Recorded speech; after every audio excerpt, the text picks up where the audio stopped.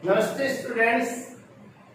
देखो last video में अपने मादा का जनन तंत्र था वो शुरू किया था, तो एक बार आपको मादा का जनन तंत्र का डायग्राम बना लेते हैं अपन, साथ साथ आप भी बना लीजिएगा मादा जनन तंत्र। अपना पॉइंट क्या रहेगा? अपना पॉइंट रहेगा मादा जनन तंत्र। अब देखो मादा जनन तंत्र का पहला पॉइंट तो यही है कि आपको सबसे पहले डायग्राम आना चाहिए। बायोलॉजी के जो डायग्राम होते हैं वो भी बिल्कुल क्लियर होने चाहिए और डायग्राम के साथ साथ उनका नामांकन भी आपको याद होना चाहिए। समझ रहे हो मेरी बात? तो जैसे जैसे मैं बना रहा हूँ वैसे वैसे बनाते जाइएगा।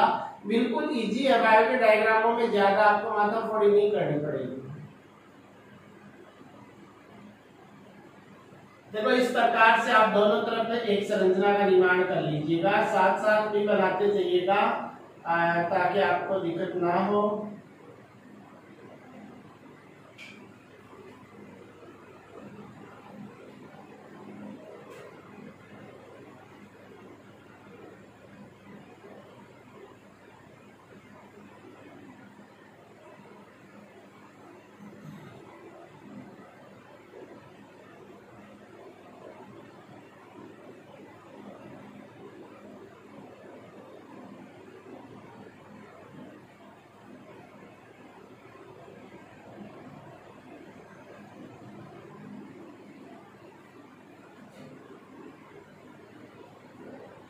एक बार आप नकल करके बना लीजिएगा और एक बार आप बिना नकल किए अपने हाथ से बनाने की कोशिश कीजिए। जैसे आप एक बार नकल करके बनाते हो, दोबारा से अपना बिना देखे बनाते हो तो आपका डायग्राम बिल्कुल क्लियर हो जाता है। फिर एग्जाम में आपको कैसा भी आए आप बना दोगे, और जब तक आप हैंड से नहीं बनाओगे तो एग्जाम में बिल्कुल नहीं बना पाओगे। तो इन चीजों का आप ध्यान रखिएगा।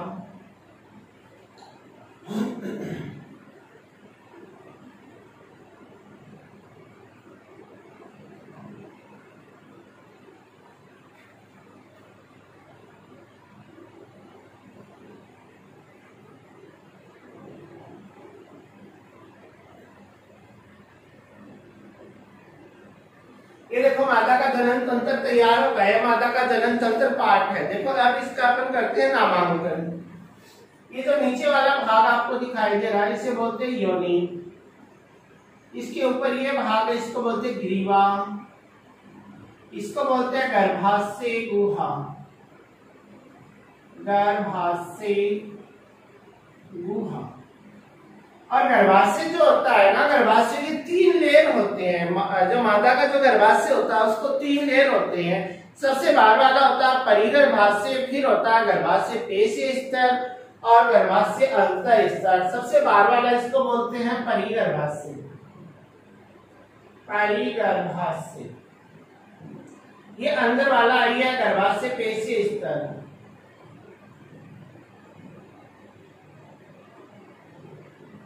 और ये वाला है गर्भाशय अंतः स्तर।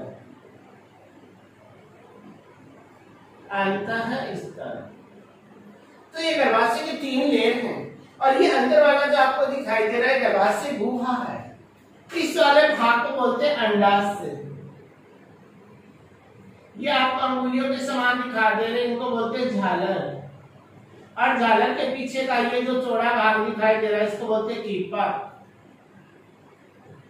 क्या बोलते हैं? कीपर। और ये जो पार्ट है ये नलिका आपको दोनों तरफ दिखाई दे रही है इसको बोलते हैं अंडवाहिनी। क्या बोलते हो? अंडवाहिनी। और इसके ऊपर का जो पार्ट आपको दिखाई दे रहा है उसे बोलते हैं फंडस भाग। क्या बोलते हो? फंडस भाग। इसको बोलते हैं फंडस। और ये जो भाग है इसको बोलते हैं तुम्बिका। जो कीपक के पीछे का पार्ट होता है इसे बोलते हैं तुम्बिका। अब ये देखो ये मानव का मादा जनन तंत्र। अब इस मादा जनन तंत्र के बारे में अपन एक्सप्लेन करें, पूरा डिटेल से पढ़े, तो पहली बात तो ये है कि मादा का मादा जनन तंत्र काम क्या करता है, इसको मादा जनन तंत्र क्यों कहते हैं, मादा जनन तंत्र किसको कहते हैं। आपसे पहली बात तो ये पता होना चाहिए कि मादा जनन तंत्र कहते किसको है। देखो ये योनि वाला भाग है, यहाँ पर नर का सीसन प्रवेश करता है, यहाँ पर शुक्राणु को डाल दिया जाता है। वो शुक्राणु यहाँ से गति करते जाएंगे, इस अंडवाहिनी में आएंगे, यहाँ से अंडा निकल के आए, वो अंडा उस शुक्राणु से मिल जाए तो यहाँ पर युग्मनज बन जाएगा। इस युग्मनज से फिर बनता है भ्रूण, और वो भ्रूण है वो आके इस गर्भाशय में यहाँ पर क्या हो जाता है, स्थापित हो जाता है और वृद्धि करता है, विकास करता है, जो बड़ा हो जाता है, पूर्ण विकास हो जाता है, तो इस मार्ग द्वारा वो बाहर आता है। तो इस पूरी की पूरी प्रोसेस जिस तंत्र में हो रही है वही क्या, मादा जनन तंत्र है। तो अब अगर इसको परिभाषा के रूप में कैसे बोले कि मादा का वह भाग जो जहां पर मैथुन की क्रिया हो, शुक्राणु को छोड़ा जाए, वो शुक्राणु अंडाणु के साथ मिलकर युग्मनज भ्रूण का निर्माण होता है और भ्रूण का विकास होता है, और भ्रूण विकास यानी शिशु का निर्माण होने के बाद उस शिशु को जन्म दिया जाए, तो वो तंत्र, ये सभी कार्य जो तंत्र करता है वो क्या करता है, मादा जनन तंत्र कराता है। तो अपन क्या बोलेंगे कि मादा के शरीर का वह भाग जहाँ मैथुन की क्रिया होती है, जहाँ पर नर शुक्राणु को डाला जाता है, जहाँ पर निषेचन की क्रिया होती है, भ्रूण का निर्माण होता है, भ्रूण का विकास होता है और बच्चे का जन्म होता है, ये सब कार्य जिस तंत्र में कंप्लीट होंगे वो तंत्र अपना क्या कहलाएगा, मादा जनन तंत्र कहलाएगा। अब ये जो मादा जो जनन तंत्र होता है इसके दो भाग होते हैं, एक तो होता है मुख्य जनन अंग और एक होते हैं सहायक जनन अंग। तो मादा जनन तंत्र को भी कितने पार्टों में बांटा गया है, दो पार्ट में बांटा गया है, एक तो मुख्य जनन अंग और एक होते हैं सहायक जनन अंग। अब देखो मुख्य जनन अंग कौन सा होता है कि मादा का जो मुख्य जनन अंग होता है वो होता है अपना अंडाशय, जो अंडाशय जो होता है उसे मुख्य जनन अंग बोलते हैं। जैसे पुरुष की बात करें तो वहां होता है वर्षण और मादा में होता है अंडाशय। तो देखो अंडाशय तो है मुख्य जनन अंग, बाकी सहायक जनन अंगों की बात करें तो योनि भी सहायक की है, ग्रीवा भी सहायक की है, गर्भाशय भी सहायक है, अंडवाहिनी है, तुम्बिका है, टिपक है, झालर है, ये सारे के सारे पार्ट क्या है, सहायक जनन अंग है। अब एक एक पॉइंट को अपन पढ़ते जाएंगे। पहला पॉइंट अपना अंडाशय है, देखो पूरा का पूरा पढ़ेंगे, हर एक पॉइंट टू पॉइंट जितने भी इसमें वर्ड आए सारे के सारे पढ़ेंगे। अंडाशय की बात करें तो देखो मादा में अंडाशय की बात करें तो संख्या में दो होते, एक अंडाशय इधर भी है और एक अंडाशय इधर है, तो संख्या में पूछे तो दो होते हैं और जोड़े में पूछे तो एक जोड़ी अंडाशय होता है। तो मादा में अंडाशय कितने होते हैं, एक जोड़ी अंडाशय होते हैं। फिर ये होते कहाँ है, ये वाला जो भाग होता है जिसको उदर गुहा बोलते हैं, इस उदर गुहा के निचले जो भाग है और अपनी जो किडनी जो होती है ना, वरक बोलते हैं जिसको किडनी, जहाँ पर मूत्र का निर्माण होता है, ब्लड को छाना जाता है, उस किडनी उसके नीचे होती है। तो अपन क्या बोले कि उदर गुहा के निचले भाग में जो वरक होते हैं, वरक किडनी उनके नीचे स्थित होते हैं। कितने होते हैं, संख्या में दो और जोड़े में एक होते हैं। इनके रंग की बात करें तो जो अंडाशय जो होता है वो श्वेत रंग का या फिर बादामी रंग का होता है। जो मादा का अंडाशय है वो श्वेत या बादामी रंग का होता है। अब बात ये होती है कि अंडाशय की संख्या दो, ये दोनों तरफ है, उधर गुहा के निचले भाग में है, वर्कों के नीचे है, संख्या में दो है, जोड़े में एक है, श्वेत रंग के है, बादामी है। अब बात ये होती है कि जो अंडाशय होता है, अंडाशय में ग्राफियन पुट्टिकाएं पाई जाती है। क्या पाई जाएंगी, ग्राफियन पुट्टिकाएं पाई जाती है। अंडाशय में क्या पाई जाती है, ग्राफियन पुट्टिकाएं पाई जाती है। और जहां पर होता है अंडाणुओं का निर्माण, क्या होगा, अंडाणुओं का निर्माण, या आप इन्हें अंडाशय पुट्टिकाएं भी बोल सकते हैं।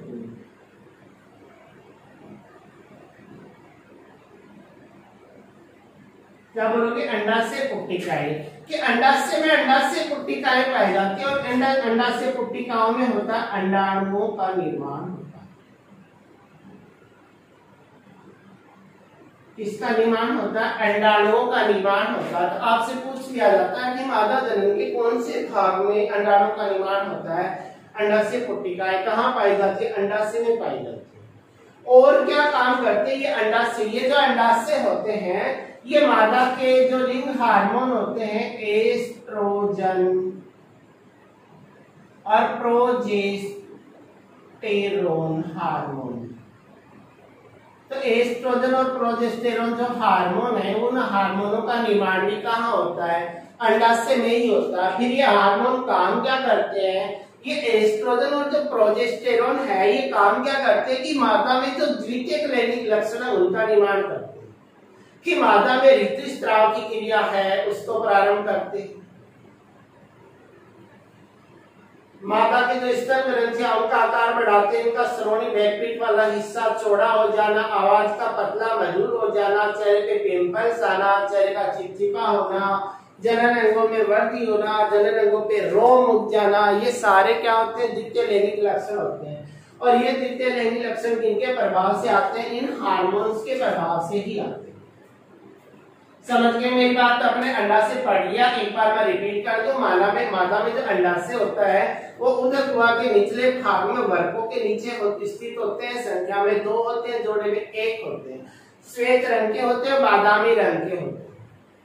इसके अंदर अंडाशय जो पुट्टिकाएं होती हैं उनमें अंडाणु का निर्माण होता है। और क्या होता है? अंडाशय में एस्ट्रोजन प्रोजेस्टेरोन हार्मोन का निर्माण होता है। ये मादा जनन हार्मोन है। ये क्या करते हैं? महिलाएं जो होती हैं उनमें द्वितीय लैंगिक लक्षणों का निर्माण करते हैं। तो आपसे पूछ लिया जाता है कि मादा का जो अंडाशय होता है उसका कार्य क्या? कोई भी 2 कार्य लिखिए। तो आप क्या बताओगे कि अंडाशय का पहला कार्य तो क्या है कि अंडाशय में अंडाशय पुट्टिकाएं होती हैं जिनमें अंडाणु का क्या होता है? निर्माण होता है। दूसरा पॉइंट अपन देखें कि अंडाशय में एस्ट्रोजन प्रोजेस्टेरोन हार्मोन का निर्माण होता है जो महिलाओं के द्वितीय लैंगिक लक्षणों के लिए क्या होते हैं? उत्तरदायी होते हैं। तो ये अंडाशय अपना कंप्लीट हो गया। अब देखो दूसरा पॉइंट अपन देखें। दूसरा पॉइंट आता है अपना अंडवाहिनी। इसे डिंब वाहिनी भी बोलते हैं, इसे फैलोपियन नलिका भी बोलते हैं।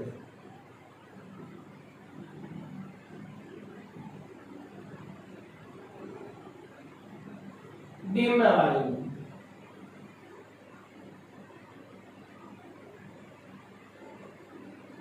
क्या बोला जाता है? इसे फैलोपियन नलिका भी बोला जाता है। तो देखो अंडवाहिनी के बारे में बात करें तो अंडवाहिनी की संख्या भी आपको 2 दिख रही है, एक ये इधर से आ रही है और एक ये इधर से आ रही है। अपन बोले कि प्रत्येक अंडाशय के पास एक अंडवाहिनी होती है। समझ रहे मेरी बात? तो अंडवाहिनी भी 2 होंगी, जोड़े में 1 होंगी। देखो अंडवाहिनी की बात करें तो अंडवाहिनी कहां से कहां तक है? ये अंडाशय यहां से शुरू हुई है और ये कहां जाके खत्म हो रही है? गर्भाशय पे जाके खत्म हो रही है। कहां पे जाके खत्म हो रही है? गर्भाशय तक जाके खत्म हो रही है। तो अपन बोल सकते हैं कि जो अंडवाहिनी होती है, उस अंडवाहिनी जो होती है वो अंडाशय से लेकर गर्भाशय तक होती है। संख्या में 2, जोड़े में 1 होती है। जो अंडवाहिनी होती है, इस अंडवाहिनी का जो आगे का ये जो फूला हुआ भाग आपको दिखाई दे रहा है, इस भाग को बोला जाता है कीपर। क्या बोलते हो? कीपर। तो आप बोलोगे कि अंडवाहिनी का अंडाशय के पास जो फूला हुआ भाग है उसे बोलते हैं कीपर। ये जो कीपक होता है, इस कीपक का जो अग्र भाग होता है जो अंडाशय के पास है, यहाँ पर क्या होते हैं? अंगुली के समान पर्वत दिखाई देते हैं। इन पर्वतों को बोला जाता है झालर। क्या कहते हैं इनको? झालर।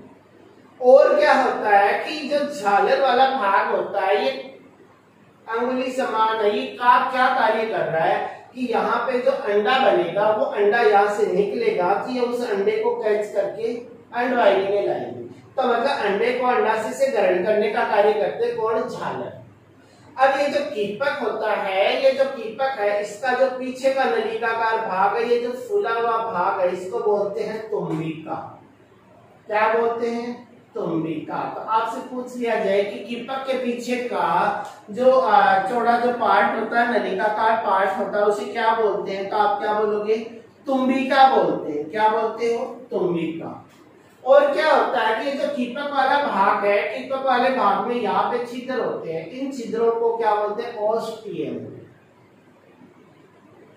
तो आपसे पूछ लिया जाए कि मादा की जो अंडवाहिनी का कीपक पार्ट में पाए जाने वाले छिद्रों को क्या कहा जाता है?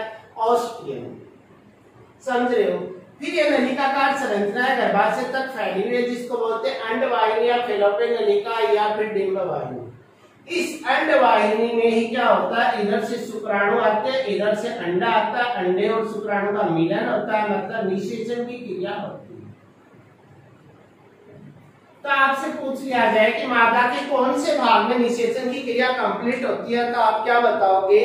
मादा के अंडवाहिनी या फैलोपियन नलिका के अंदर क्या होती है? फैलोपियन नलिका वाले भाग में जो निषेचन की जो क्रिया है वो कंप्लीट होती है। तो ये जो अंडवाहिनी है, ये जो अंडवाहिनी होती है, इस अंडवाहिनी की जो अंदर वाली दीवार होती है, ये दीवार होती है, इस पे भी श्लेष्मा कोशिकाएं होती है, इसलिए जो अंदर का जो ये जो मार्ग है, ये मार्ग ये नम बना रहता है, गीला बना रहता है, मुलायम बना रहता है।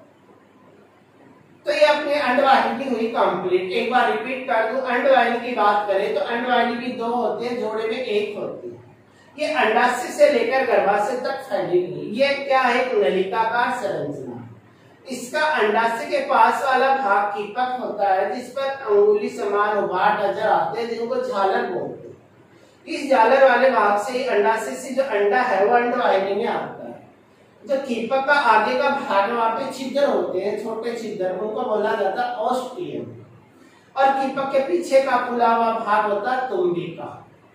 और ये जो अंडवाहिनी है गर्भाशय पे जाके फैली हुई है, और इसी अंडवाहिनी पे क्या होता है कि नर जो अपने जो शुक्राणु है वो योनि में डालता है। यहाँ से गर्भाशय से होते हुए वो जो शुक्राणु है वो अंडवाहिनी में आते हैं, और अंडवाहिनी में अंडे के साथ मिल जाते हैं और निषेचन की क्रिया कंप्लीट हो जाती है। समझ रहे हो? तो मादा में निषेचन की क्रिया कौन से भाग में होती है?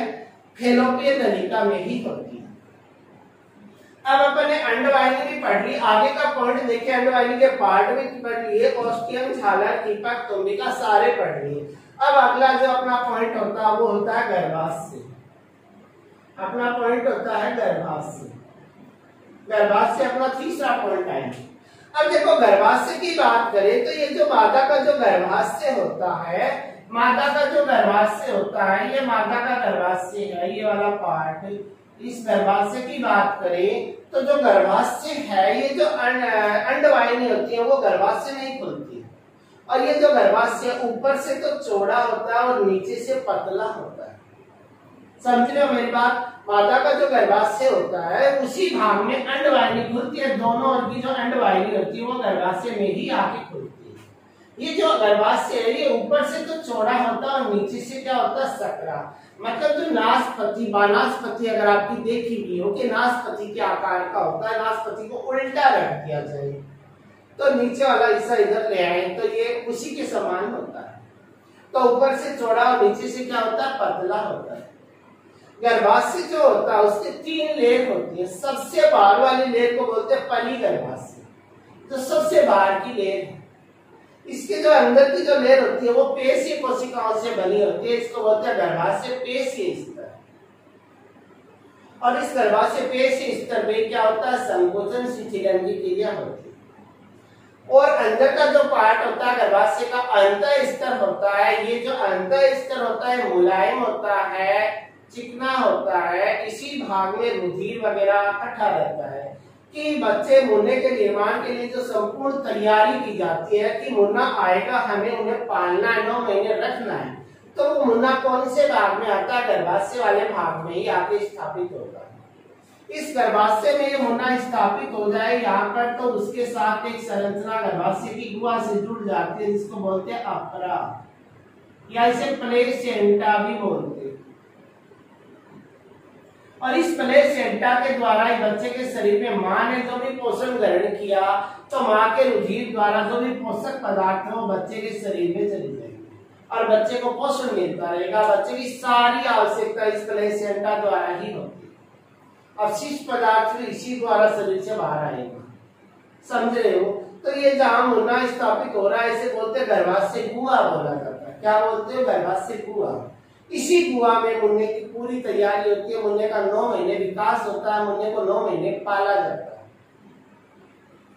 तो ये अपना गर्भाशय वाला पार्ट कंप्लीट हुआ। तो एक बार रिपीट कर दूं कि गर्भाशय बोले कि दोनों ओर की अंडवाहिनी जहाँ खुलती है वही गर्भाशय। तो कहाँ खुलती है? गर्भाशय में खुलती है।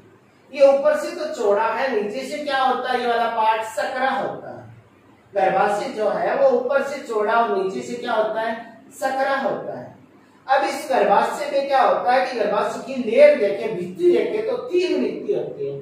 सबसे बाहर वाली होती है परिगर्भाशय, बीच वाली पेश स्तर जो पेश से बनी होती है, और सबसे अंदर वाला गर्भाशय अंत स्तर होता है, और इसके अंदर होती है गर्भाशय गुहा।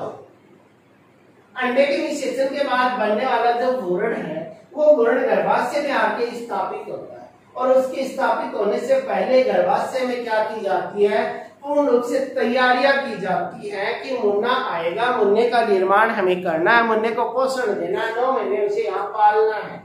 तो वो सारी की सारी तैयारियां कहाँ होती है, इस गर्भाशय में ही होती है। इस गर्भाशय में उस भ्रूण के आने के बाद भ्रूण का जो नाभि वाला भाग होता है वहां से गर्भाशय की दीवार के साथ एक संरचना जुड़ती है नली के आकार, जिसे बोलते हैं प्लेसेंटा या अपरा। इसी प्लेसेंटा अपरा से भ्रूण को क्या मिलता रहता है, पोषण मिलता रहता है। तो आपसे क्वेश्चन भी पूछ लिया जाता है बहुत बार कि मादा के गर्भाशय में स्थित भ्रूण की अगर प्लेसेंटा को भ्रूणीय अवस्था में अगर काट दिया जाए तो क्या होगा। ये भ्रूण पल रहा है, इस भ्रूणीय अवस्था में इस प्लेसेंटा को काट दिया जाए तो क्या होगा। देखो प्लेसेंटा ही क्या कर रही थी कि मादा के गर्भाशय से भ्रूण को पोषण दे रही थी, इसे ऑक्सीजन दे रही थी, पोषक पदार्थ दे रही थी। उन पोषक पदार्थ से भ्रूण को ऊर्जा मिल रही थी, भ्रूण का विकास हो रहा था, वृद्धि हो रहा था, वो जिंदा रह रहा था। इसी के द्वारा जो अपशिष्ट पदार्थ है वो यहाँ से अपराम से गर्भाशय की दीवार पे आएंगे, ब्लड पे डाल दिए जाएंगे, ब्लड से फिल्टर होकर शरीर से बाहर आ जाएंगे। तो अगर इस प्लेसेंटा को ही काट दिया जाएगा तो भ्रूण को पोषण मिलेगा क्या, नहीं ना। भ्रूण को ऑक्सीजन मिलेगी क्या, नहीं मिलेगी। तो भ्रूण को पोषण भी नहीं मिला, ऑक्सीजन भी नहीं मिल रही है, तो भ्रूण जिंदा रह पाएगा क्या, नहीं ना। तो गर्भाशय में ही भ्रूण का क्या हो जाएगा, डेथ हो जाएगी, और भ्रूण की डेथ हो जाएगी तो भ्रूण का शरीर डेड होगा। तो अपन बोलते कि भ्रूणीय अवस्था में ही यदि शिशु की या भ्रूण की प्लेसेंटा को काट दिया जाएगा तो प्लेसेंटा के द्वारा ही भ्रूण को पोषण वगैरह, ऑक्सीजन, अपशिष्ट पदार्थ, ये सारे कार्य इसी से होते हैं। अगर इसे काट दिया जाएगा और भ्रूण में सारे कार्य रुक जाएंगे और भ्रूण की क्या हो जाएगी, मृत्यु हो जाएगी। अब देखो आगे की बात करें कि अपने गर्भाशय भी पढ़ लिया, अंडवाहिनी भी पढ़ ली, अंडाशय भी पढ़ लिया। अब और नीचे आए कि गर्भाशय के नीचे एक भाग पाया जाता है जिसे अपन बोलते हैं गिरिवा। क्या बोलते भैया, गिरिवा बोलते हैं। गर्भाशय के नीचे का जो पार्ट होता है उसे बोला जाता है गिरिवा बोलते हैं, और गिरिवा के जो नीचे का भाग होता है उसे बोलते हैं योनि। तो अपना अगला जो पॉइंट होता है वो होता है योनि भाग। अगर योनि भाग की बात करें तो अपन क्या करेंगे, जो योनि वाला भाग होता है ये लगभग 8 से 10 सेंटीमीटर लंबा होता है, लगभग 8 से 10 सेंटीमीटर लंबा होता है। देखो ये जो योनि वाला भाग होता है, इसी भाग में क्या होता है कि जो ग्लाइकोजन, जो पचित भोजन का जो पोषक जो भोजन है, ग्लूकोज बन रहा था, यकृत उसे ग्लाइकोजन में कर रहा था। तो ग्लाइकोजन का भी संचयन होता है कहाँ पर, इस योनि वाले भाग में। समझ रहे हो मेरी बात। इस योनि वाले भाग में उसका भी जो ग्लाइकोजन होता है, ग्लाइकोजन का भी संचयन रहता है इसी भाग में।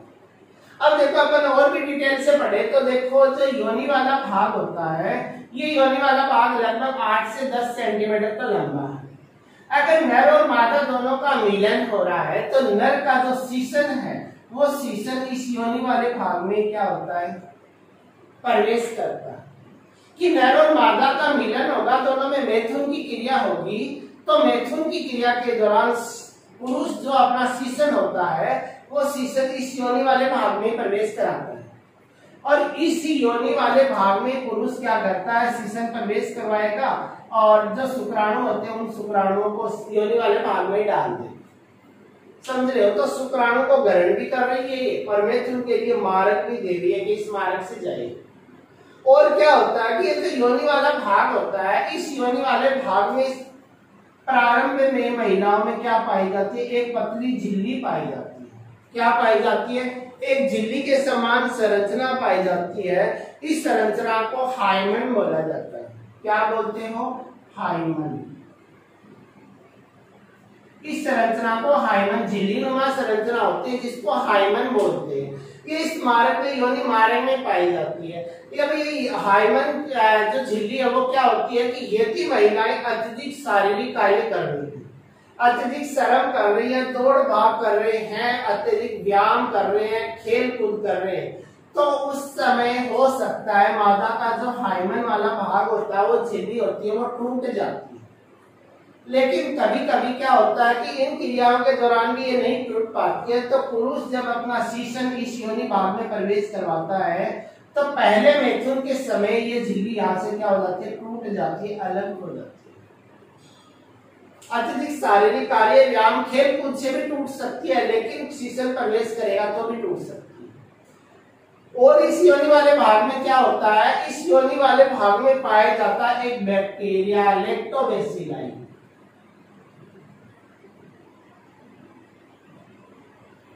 लैक्टोबैसिलाई जीवाणु पाया जाता है, और ये लैक्टोबैसिलाई जीवाणु क्या करता है, लैक्टिक अम्ल का स्रावन करता है। और लैक्टिक अम्ल, इस लैक्टिक अम्ल के कारण ही ये योनि का जो भाग होता है, ये योनि भाग क्या रहता है, अम्लीय बना रहता है। ये योनि भाग अम्लीय बना रहता है ताकि कोई जीवाणु, बैक्टीरिया वगैरह आए तो वो यहाँ संक्रमण ना फैलाए। तो देखो, अगर आपने नर जनन वाला पार्ट पढ़ा था, उस समय पढ़ा था कि शुक्राशय से वीर्य का निर्माण होता है, प्रोस्टेट ग्रंथि थी, काउपर्स ग्रंथि थी, वहां से तरल निकलते हैं, वो क्षारीय प्रकृति के होते हैं। वो क्षारीय पदार्थ मादा की योनि भाग को, अम्लीयता को क्या करते हैं, कम करते हैं, नष्ट करते हैं। तो ये अम्लीय क्यों थी, इस लैक्टोबैसिलाई के कारण। तो अपन क्या बताए कि योनि जो होती है उसमें लैक्टोबैसिलाई जीवाणु होता है, जिसमें लैक्टिक अम्ल निकलता है, और उसी के कारण ये भाग अम्लीय बना रहता है। और क्या होता है कि मादा का जो योनि भाग होता है, उसमें भी क्या होता है, एक तरल पदार्थ का स्रावन होता है, और उस तरल पदार्थ के कारण ये योनि भाग होता है, ये गिल्ला बना रहता है, गिल्ला बना रहता है, ये नम बना रहता है, चिकना बना रहता है, ताकि अगर पुरुष का शीशन इसके अंदर प्रवेश करेगा, तो शीशन अंदर जाएगा, तो शीशन और योनि के बीच घर्षण होगा। तो घर्षण के कारण योनि की दीवार क्या हो सकती है, छिल सकती है, उसको टूट सकती है, नुकसान हो सकता है। तो उसे बचाने के लिए ये मार्ग क्या होता है, इस घर्षण, शीशन के घर्षण से बचाने के लिए ये मार्ग नम बना रहता है, गिल्ला बना रहता है, चिकना बना रहता है, योनि मार्ग। समझ रहे हो मेरी बात। तो ये योनि वाला पार्ट कंप्लीट हो गया। आपसे पूछ लिया जाए कि मादा का जो योनि भाग होता है उसका कार्य क्या होता है, तो आप क्या बताओगे कि यहीं से पूछ रहे कि अंडवाहिनी का कार्य क्या, आप पूरा पढ़ चुके हो कि अंडवाहिनी का कार्य क्या आता है। आप क्या बताओगे, अंडवाहिनी का क्या काम है कि इसी भाग में निषेचन की क्रिया कंप्लीट होती है। आपसे पूछा जाए कि अंडवाहिनी का कार्य बताओ, तो आप क्या बताओगे कि इसी भाग में क्या होता है, निषेचन की क्रिया कंप्लीट होती है। कौन से भाग में, अंडवाहिनी। आपसे पूछा जाए गर्भाशय का काम क्या है, तो गर्भाशय क्या है, तो जो ऋतुस्राव होता है महिलाओं में प्रत्येक 28 दिन के बाद शरीर के योनि भाग से, माता जनन वाले भाग से ब्लड के रूप में बाहर आता है, तो गर्भाशय की दीवार ही टूटती है उस समय, उसी से वो ब्लड आता है। तो अपन बोले गर्भाशय का कार्य क्या है, एक तो क्या होता है कि होने के निर्माण के लिए गर्भाशय क्या करता है, पूर्ण तैयारी करता है, उसे पोषण वगैरह देता है, और क्या करता है कि 9 महीने शिशु को यहाँ पालने का कार्य यही करता है। योनि के काम पूछ लिया जाए तो योनि का कार्य क्या है कि एक तो ये होता है कि मैथुन क्रिया के समय ये मार्ग प्रदान करता है, इसी भाग में शुक्राणु को डाला जाता है, और इसी भाग में नर का जो शीशन है वो प्रवेश कराया जाता है। कौन से भाग में, योनि भाग में। तो ये योनि भाग क्या हुआ अपना कंप्लीट। तो ये मादा का जो नर जनन तंत्र है, वो अंदर जो मादा जनन तंत्र है मादा का, वो मादा जनन तंत्र का जो आंतरिक पार्ट होता है, वो आंतरिक पार्ट अपना कंप्लीट हो चुका है। एक बार आप डायग्राम को बना लीजिएगा, वीडियो को ध्यान से सुन लीजिएगा। अब देखो, मादा का जो जनन तंत्र है उसको बाहर से देखा जाए तो बाहर से देखने पे भी उसके कुछ भाग नजर आते हैं। समझो, जैसे उत्तर मार्ग होता है आपका, जो योनि वाला पार्ट है, बृहद बगोष्ठ है, लघु बगोष्ठ है, इनको मतलब बाहर वाले जो पार्ट होते हैं, जिनके जो अंग होते हैं, उन प्रत्येक के बारे में अपन अलग से पढ़ेंगे। तो उन बाह्य अंगों को भग बोला जाता है। क्या बोलते हैं, मादा जनन अंग के जो बाह्य पार्ट होते हैं, जो बाहर से अपने को नजर आए, उनको अपन भग बोलते हैं। और इस भग वाले भाग में भी कुछ पार्ट होते हैं, बृहद बगोष्ठ, लघु बगोष्ठ, भागशेष, मूत्र जनन छिद्र, इन सब के बारे में अपन डिटेल से पढ़ेंगे। और आज के लिए अपनी क्लास यही समाप्त होती है, और आप वीडियो को ध्यान से सुन लीजिएगा। Okay, bye.